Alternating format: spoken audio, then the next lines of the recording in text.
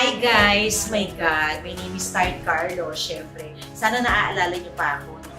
I'm, of course, the Doris of Be Careful With My Heart. At syempre, my God, ako naman si Marisol ng Dirty Linen. At syempre, parehong katulong. Oo.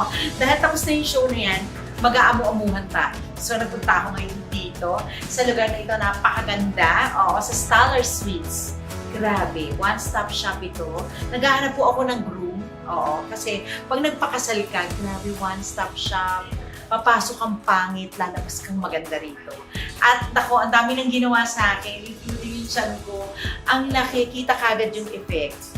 As in, lumuwag na kagad yung shorts ko. Yan. Tapos, nagpaano ko, diode hair treatment. Oo. Hair treatment, pero tatanggalan ka ng hair. Oo.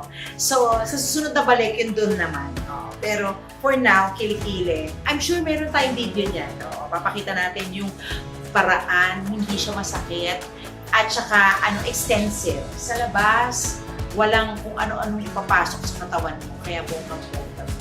Ngayon, ang gagawin naman sa akin ay Brazilian.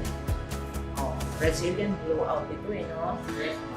Brazilian mamaya-maya tignan nyo kung anong itsura ko. At syempre, nako, hindi magpapatalo yung kuko ng naglalaba.